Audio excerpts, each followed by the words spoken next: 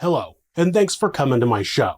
If you don't already know, this show is done in themed seasons, and we're on Season 18, Killer Kids. If you like this channel, not necessarily the crimes, you can hit like on the video and subscribe to the channel for weekly stories. You can also check out my other channel, Somewhere Sinister, which isn't entirely true crime, more true crime adjacent. A link is in the description. Thanks. Ronge in Saskatchewan is further north than most of the Canadian population. The isolated area, which is home to a number of First Nations people, was thought to be a safe place. That was, until a little boy was killed and mutilated in an attempt to make a magic potion. This is Monsters.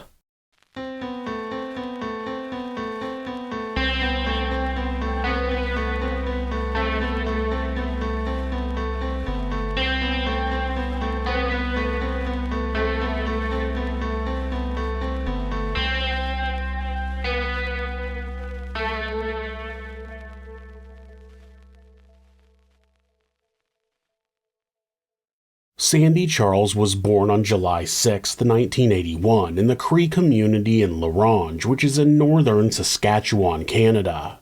His mother, Jean Charles, was only 17 when she had him, and his parents didn't stay together, though his father, Stan Taylor, did keep in contact with him at first. Jean would go on to have 2 other children with different men, neither of whom would be involved in their lives. The mother and 3 children would live back and forth with whoever she was dating and with her parents. In 1984, when Sandy was only 3 years old, Stan was struck and killed by a drunk driver. Sandy had a very hard time dealing with the loss of his father, and it was at that age that Sandy said he started hearing voices. Sandy started out his life being a pretty good kid. He was protective of his younger siblings and got a paper route in order to help bring in some money. He spent a lot of his time watching his siblings because his mother tended to not be around. One reason was because she was working at various bars during the evenings in order to support her family, but there was also the time she spent picking up men. Sandy would live with 4 different men over the course of his young life. Like most young children, Sandy enjoyed video games and playing baseball and basketball. When Sandy turned 13, his personality changed and he became moody. Of course, that's not entirely uncommon at that age, as hormones kick in and the teenager has to start dealing with a whole host of new feelings. The problem that Sandy had was, the voices he had heard at 3 had eventually gone away, but now they were back. Not only that, but now they were louder. Sandy was a big fan of science fiction, and that translated to a strong interest in science at school. He did well academically and participated in a number of science fairs. A teacher would later say that he had a vivid imagination, but he did tend to gravitate towards the grotesque and had a particular interest in ghosts and spirits. It's not surprising, since his mother and grandparents would tell him tales of occult experiences that were handed down for generations. Sandy's interests developed past simple stories, though. He believed there was someone always with him and bought a Ouija board in order to try to contact spirits. A movie called Warlock was made in 1989 and released in North America in 1991. In the movie, which was not met with great reviews, a warlock is being tracked by a witch hunter named Giles Redfern, which is a great name, by the way. One of the details in the movie is that the warlock needs human fat from an unbaptized child in order to make a flying potion. Sandy saw the movie and became obsessed with it. He told his friend, 7-year-old William Martin, about the movie, and they went together to see it multiple times. Then they decided that they wanted to carry out a ritual murder, so they began looking around for a perfect victim, someone they found in 7-year-old Jonathan Thimpson. Jonathan was born on December 30th, 1987 to Cindy Thimpson. His father was not also around, and it's one of the reasons Sandy suggests him as a victim, less supervision. He was actually William's cousin, so they knew that the boy regularly stayed with his grandparents nearby and that he could often be found playing in the area. Jonathan was an active child who loved to ride his bike and play baseball. His favorite character was Zorro, and he loved to watch the masked man fight off bad guys with his sword. On July 8, 1995, just 2 days after Sandy's 14th birthday, he took a paring knife from the kitchen of his house and took the label off of an empty soup can. Then he hid those items in a bush behind his house and went out to find Jonathan. He invited the boy over to his house to play baseball, and Jonathan eagerly accepted. Once there, William also showed up and said they had lost the ball, so Sandy told Jonathan he'd give him $10 if he could find the baseball somewhere in the area. All three boys went into the bushes where Sandy retrieved the knife. Then, when Jonathan came close enough, he grabbed the boy, placed one hand over his mouth, and then tried to break his neck by twisting it. That didn't work because life isn't a movie, and Jonathan managed to bite one of Sandy's fingers. Sandy then used the knife to stab Jonathan. He stabbed him 4 times in the head, then once more in the jugular. He claimed that he was going to stop there, but William was cheering him on, saying, quote, "You deserve it, Jonathan." So Sandy stabbed the boy one more time in the left eye, and the knife blade broke off in the socket. Sandy threw the knife handle onto the ground, but he wasn't finished. William handed him a beer bottle, and Sandy hit Jonathan over the head with it. That caused the bottle to shatter, cutting Sandy's hand.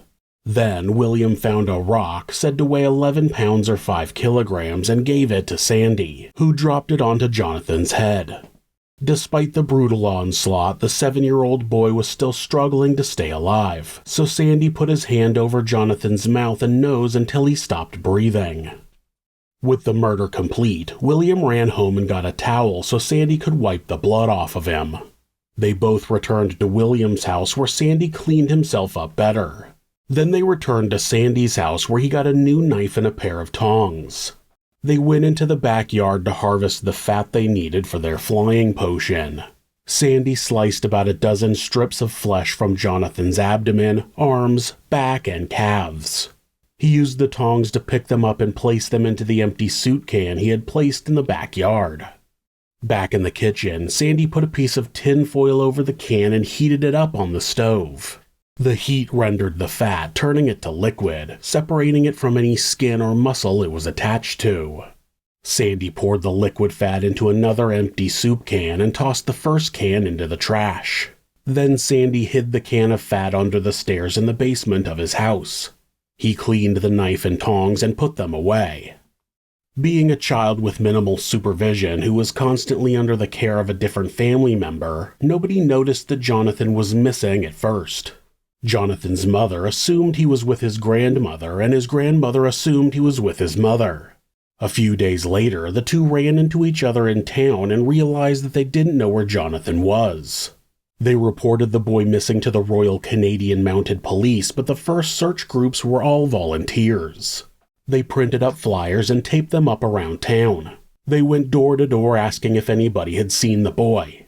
By then, Sandy had dragged Jonathan's body further away from his house and under some bushes closer to a neighbor's house. On July 11th, 3 days after the murder, Corporal Len Carlson of the RCMP ended up interviewing Sandy because people said he was the last person to see Jonathan. Sandy told the corporal that the young boy had come over to his house to play baseball, but after a while he got upset and stormed off. He said he didn't know where he went. Corporal Carlson left then, but returned later to talk to Sandy again. At that time, Sandy elaborated on why Jonathan had gotten upset on the day of his disappearance. He explained that William had pitched a ball and he hit it and the ball struck Jonathan. The boy went into the bushes to get the ball, and when he came out he was upset about the ball striking him, so he left. Then Sandy took the corporal into the backyard and showed him where they played, where everyone stood, and where the bases had been. Corporal Carlson said that Sandy didn't seem nervous and he didn't find his story suspicious, so he thanked the teen and left. A few hours later, at about 7 p.m., a group of searchers found Jonathan's body under some bushes not far from his grandmother's house. There were accusations that the RCMP didn't start looking for the boy soon enough due to discrimination over his First Nation heritage. Whether or not that's true, it wouldn't have made a difference because Jonathan was killed long before anyone noticed him missing. Even if he had been reported missing the same day, it would have been too late. Sandy had already killed him. That being said, all law enforcement should take all missing persons reports seriously despite their race, age, or lifestyle choices. It didn't take an autopsy to see that Jonathan's death was not an accident. He had been intentionally killed and had been mutilated. The RCMP brought both Sandy and William in for questioning, and at first they stuck to their story, but eventually Sandy confessed. He explained to Corporal Carlson that he believed that every 1,000 years Satan was released upon the world and he wanted to be on the devil's side. He thought that the murder would get him in Satan's good graces, and he needed the fat to make a flying potion, of course. Sandy was arrested and charged with first-degree murder. Along with his confession, investigators took pictures of the cuts on Sandy's hand and the bite marks on one of his fingers. The marks perfectly matched dental impressions from Jonathan. When they searched his house, they collected blood-stained clothing, the knife and tongs, as well as the soup can of fat. William Martin was taken into the custody of social services. The age of criminal responsibility in Canada is 12 years old, so William was not charged with a crime. The prosecutor had to decide whether or not he was going to try Sandy as an adult. If he was tried as a juvenile, he would be free long before he should, so the decision was made to try him as an adult.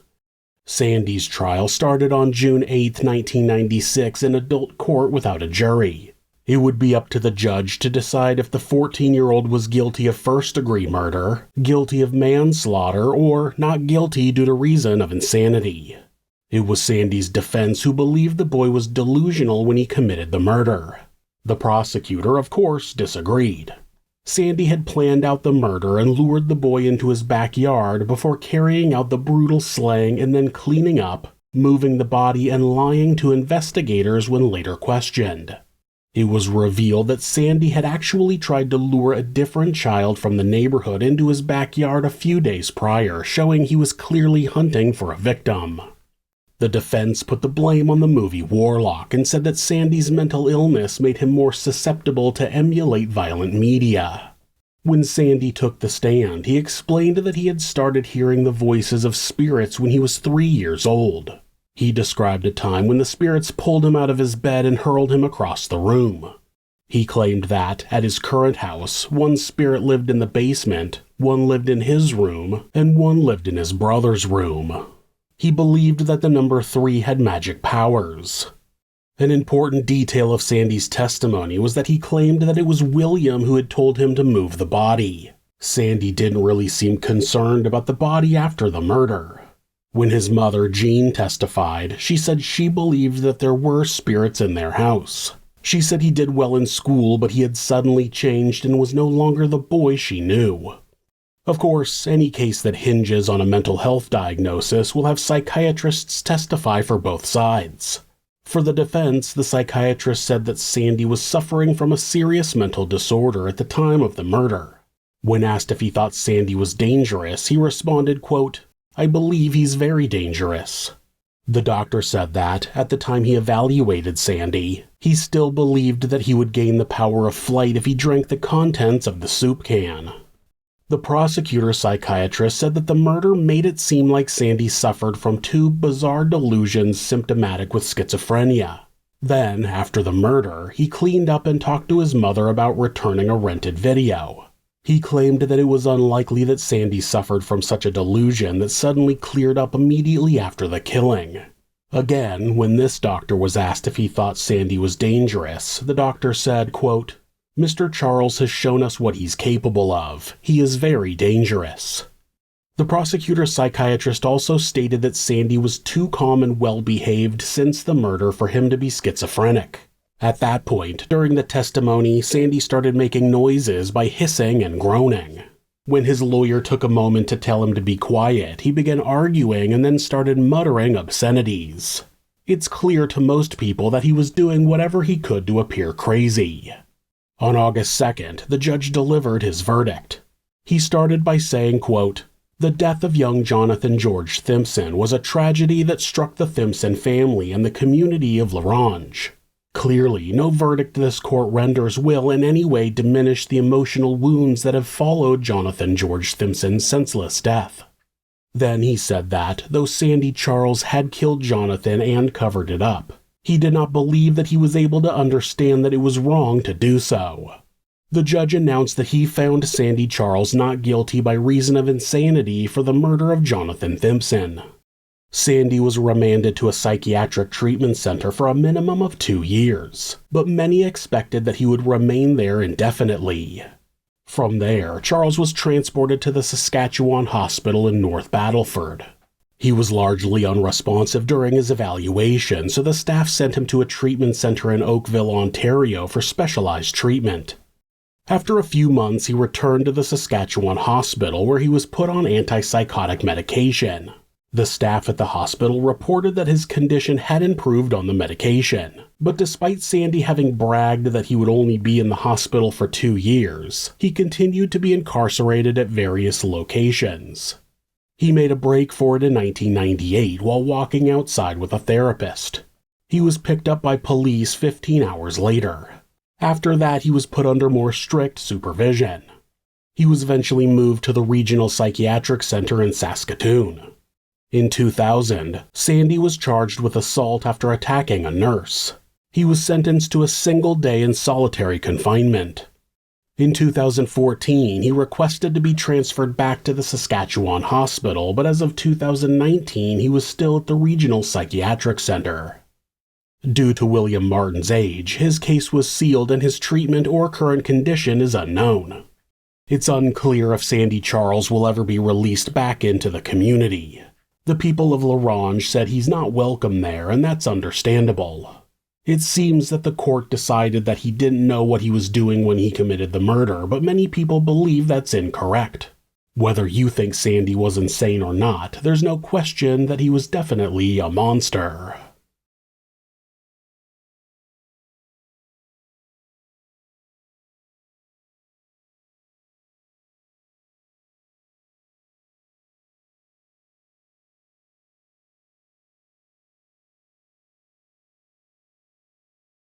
If you're a fan of true crime, hit subscribe and turn on notifications so you don't miss an episode. You can also hit like or leave us a comment. You can check out our other show, Somewhere Sinister, on YouTube or anywhere that you listen to podcasts. If you'd like to support the show, check out our merchandise at thisismonsters.com. The link is in the description. Thanks again, and be safe.